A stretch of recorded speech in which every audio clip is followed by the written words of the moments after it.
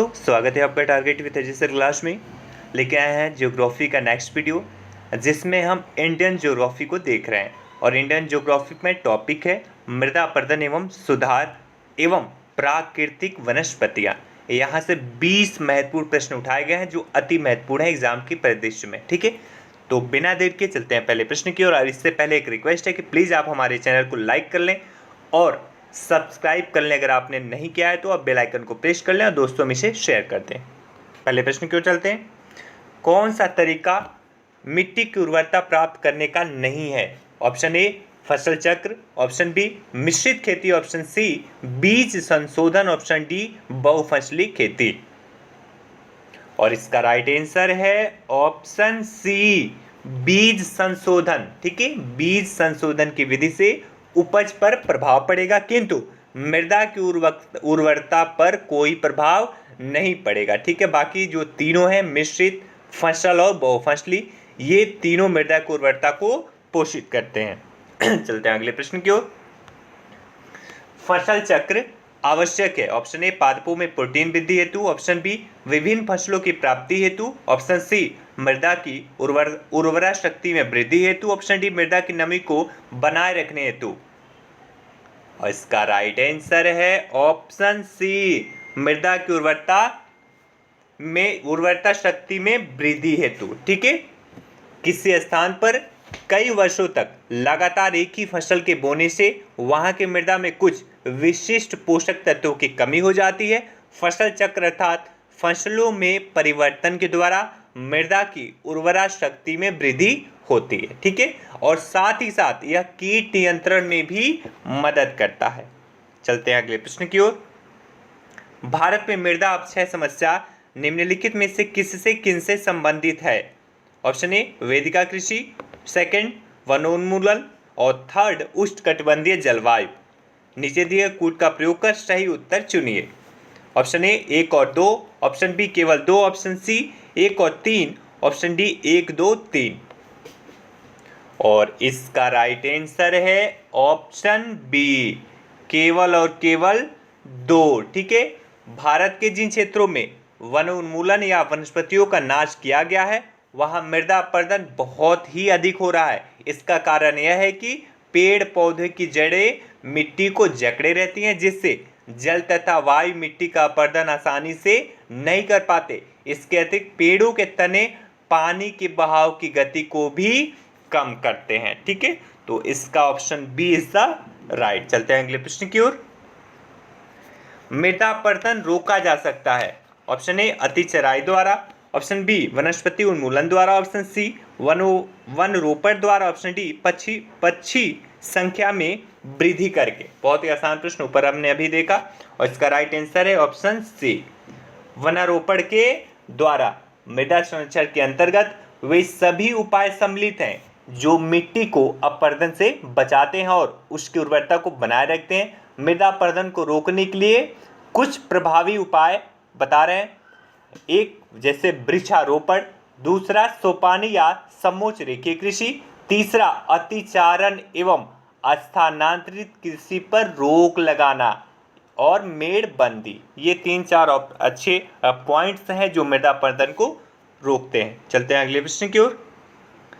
भोजपत्र वृक्ष मिलता है? ऑप्शन ए अरावली पर्वतमाला में, ऑप्शन बी हिमालय में, ऑप्शन सी नीलगिरी श्रृंखलाओं में, ऑप्शन डी विंध्याचल पर्वतमाला में।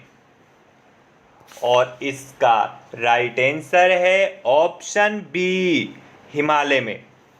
भोजपत्र वृक्ष हिमालय क्षेत्र में पाया जाने वाला वृक्ष है। इस वृक्ष का सफेद कागज की तरह दिखने वाले छाल का प्रयोग प्राचीन काल से ही लिखने हेतु किया जाता रहा है। यह वृक्ष अल्पाइन वनों में भी पाया जाता है। ठीक है, अल्पाइन वनों में भी यह पाया जाता है। चलते हैं अगले प्रश्न की ओर। कत्था बनाने हेतु किस पेड़ की लकड़ी का प्रयोग किया जाता है? ऑप्शन ए साल, ऑप्शन बी खैर, ऑप्शन सी बबूल, ऑप्शन डी साजा। और इसका राइट आंसर है ऑप्शन बी खैर। कत्था खैर की लकड़ी से प्राप्त किया जाता है। खैर वृक्ष भारत में विशेषकर सूखे क्षेत्रों में पाए जाते हैं। ठीक है, सूखे क्षेत्रों में खैर के वृक्ष पाए जाते हैं। चलते हैं अगले प्रश्न की ओर। भारत में निम्नलिखित में से किस प्रकार का वन सर्वाधिक बृहद क्षेत्र में पाया जाता है? ऑप्शन ए पर्वतीय आर्द्र शीतोष्ण वन, ऑप्शन बी उपोष्ण शुष्क सदाबहार वन, ऑप्शन सी उष्णकटिबंधीय आर्द्र पर्णपाती वन, ऑप्शन डी उष्णकटिबंधीय आर्द्र सदाबहार वन।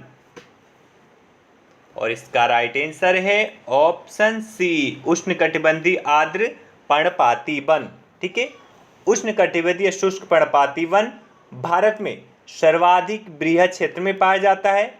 उष्णकटिबंधीय आर्द्र पर्णपाती वन दूसरा सर्वाधिक विस्तार वाला वन है। सागौन तथा साल उष्णकटिबंधीय पर्णपाती या पतझड़ी वन के महत्वपूर्ण उत्पाद हैं।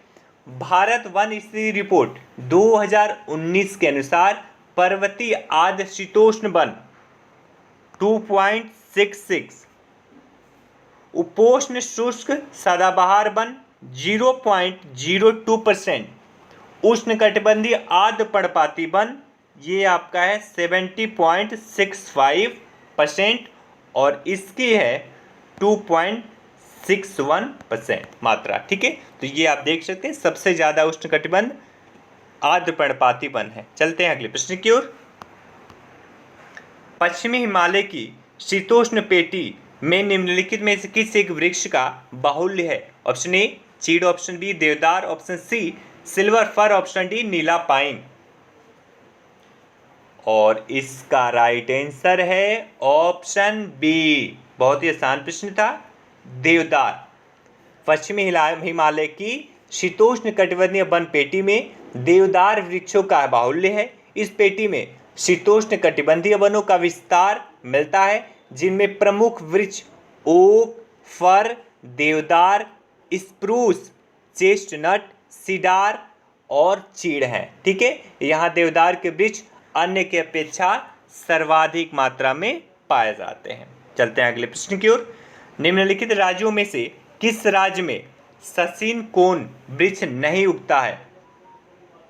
सॉरी, ये गलत हो गया है, ये सिनकोना है। ठीक है, सिनकोना। निम्नलिखित राज्यों में से किस राज्य में सिनकोना वृक्ष नहीं उगता? Option A Assam, option B Kerala, option C Chhattisgarh, option D Paschim Bengal. और इसका राइट आंसर है ऑप्शन सी। सिनकोना उष्णकटिबंधीय सदाबहार पौधा है। भारत में उष्णकटिबंधीय सदाबहार वन का क्षेत्र असम, केरल, पश्चिम बंगाल, अंडमान निकोबार द्वीप समूह, मेघालय, मणिपुर, त्रिपुरा, मिजोरम और पश्चिमी तटीय मैदान है, जबकि छत्तीसगढ़ राज्य उष्णकटिबंधीय शुष्क और मानसूनी वनों के लिए उपयुक्त है। छत्तीसगढ़ में सिनकोना वृक्ष बिल्कुल भी नहीं उगता, जबकि असम, केरल, पश्चिम बंगाल में यह पाया जाता है। चलते हैं अगले प्रश्न की ओर।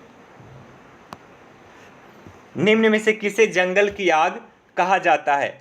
Option A Bauhinia variegata, option B Jacaranda mimosifolia, option C Butea monosperma, option D Tectona grandis.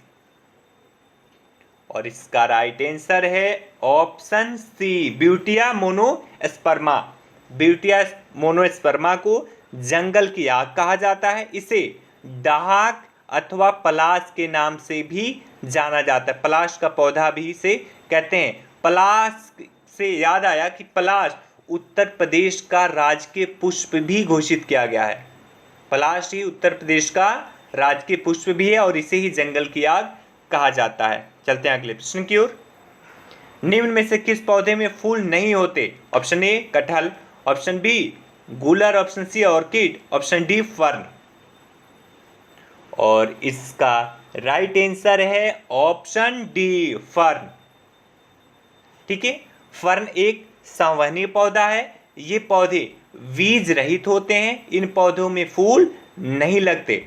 हालांकि जब हम लोग बचपन में थे तो हम लोग ऐसे बातें होती थी कि गूलर का फूल अगर किसी को मिल जाए तो वो मुंह मांगी चीज पा सकता है। तो हम लोग काफ़ी पेड़ पे कभी कभी ऐसे देखते भी थे बचपन में बच्चों की तरह कि कहीं फूल तो नहीं लगा है, क्योंकि हमें भी वो इच्छा थी कि क्या पता हमारे पास भी कोई शक्ति आ जाए गूलर के फूल से। लेकिन मतलब ये चीज़ गलत है, गूलर में भी फूल लगते हैं पर वो अलग तरीके के लगते हैं, हमें समझ नहीं आता कि वो फूल हैं। ठीक है, चलते हैं अगले प्रश्न की ओर।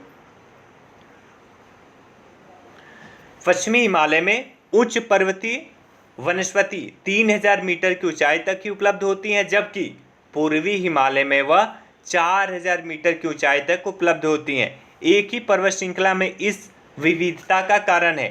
ऑप्शन ए, पूर्वी हिमालय का पश्चिमी हिमालय से अधिक ऊंचा होना। ऑप्शन बी, पूर्वी हिमालय का भूमध्य रेखा और समुद्र तट से पश्चिमी हिमालय की अपेक्षा अधिक निकट होना। ऑप्शन सी, पूर्वी हिमालय में पश्चिमी हिमालय की अपेक्षा अधिक मानसूनी वर्षा।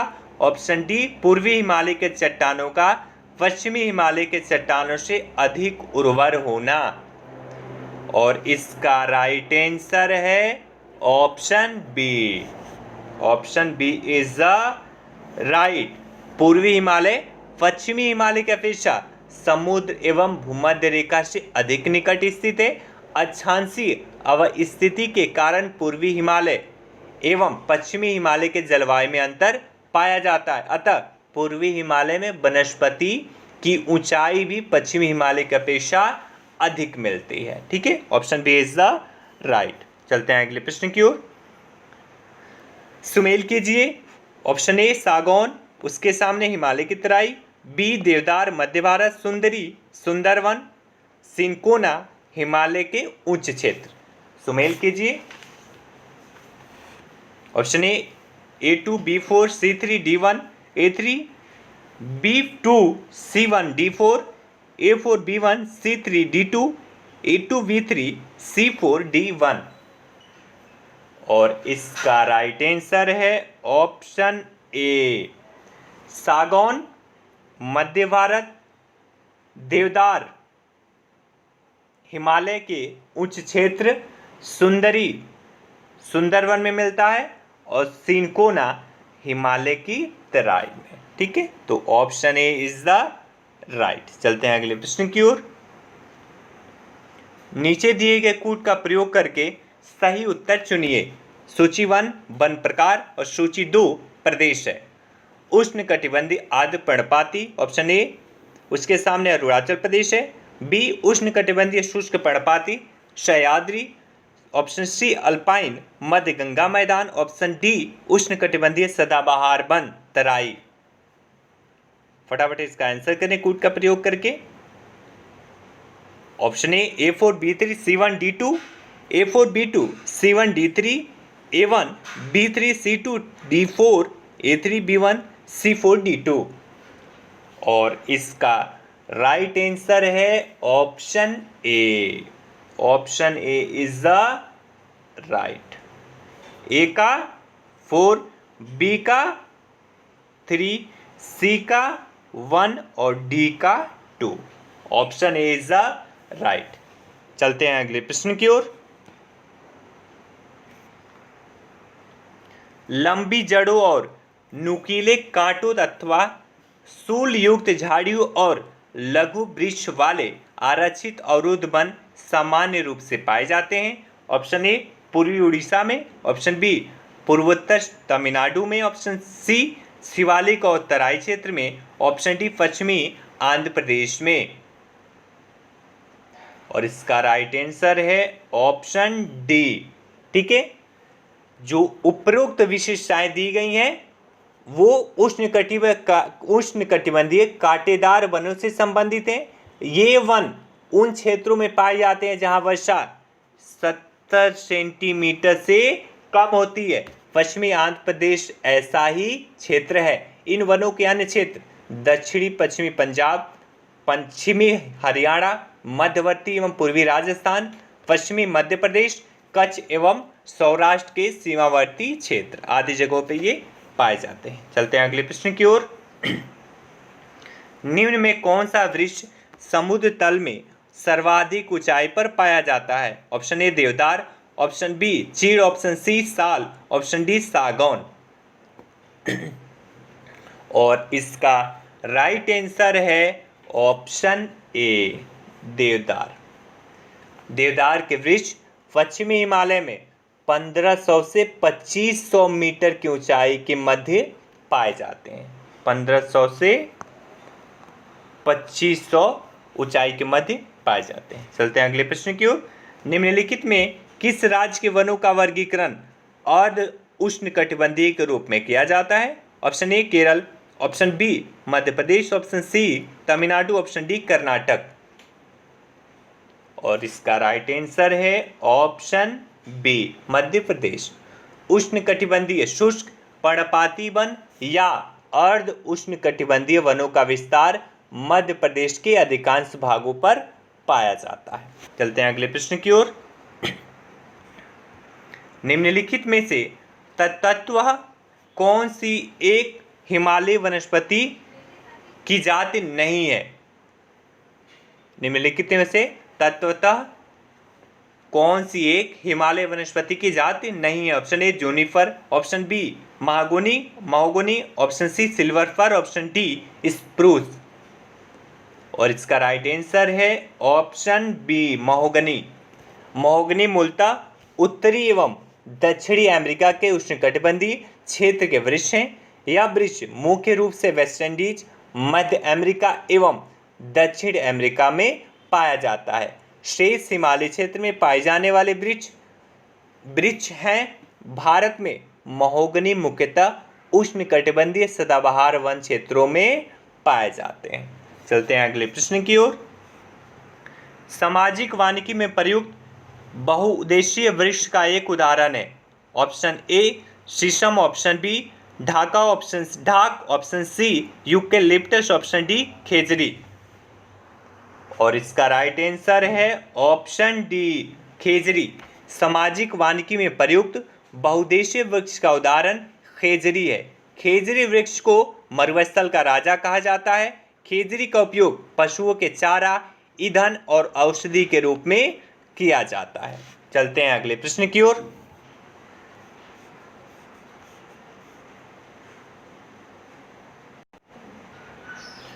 लीसा प्राप्त होता है। ऑप्शन ए चीड़ के वृक्ष से, ऑप्शन बी देवदार के वृक्ष से, ऑप्शन सी बुरांस के वृक्ष से, ऑप्शन डी शीशम के वृक्ष से। और इसका राइट आंसर है ऑप्शन ए चीड़ के वृक्ष से। उत्तराखंड के चीड़ वनों से प्राप्त होने वाली लीसा एक महत्वपूर्ण गैर प्रकाष्ठ वन उपज है। लीसा से विरोजा तथा तारपीन का तेल बनाया जाता है, जिसका उपयोग कागज उद्योग, साबुन तथा पेंट बनाने में होता है। उत्तराखंड में लीसा स्वरोजगार एवं ग्रामीण अर्थव्यवस्था का प्रमुख साधन है। ठीक है, ये आपके 20 महत्वपूर्ण प्रश्न थे। जाते जाते प्लीज वीडियो को लाइक कर दें, शेयर कर दें और सब्सक्राइब कर लें अगर आपने चैनल को सब्सक्राइब नहीं किया है तो। और इसके बेल आइकन को प्रेस करना ना भूलें ताकि हमारा नोटिफिकेशन आपके पास तुरंत पहुंच जाए। और कल का टॉपिक है सिंचाई एवं नहरें। और आप हमारे टेलीग्राम चैनल को ज्वाइन कर सकते हैं टारगेट विद अजय सर के नाम से। यहाँ पे आपके हार्ड PDF मिल जाएगा किसी भी वीडियो का। और किसी भी क्वारी के लिए आप हमें कॉन्टैक्ट कर सकते हैं 9910471615 पर। Thank you so much, have a good day, love you all.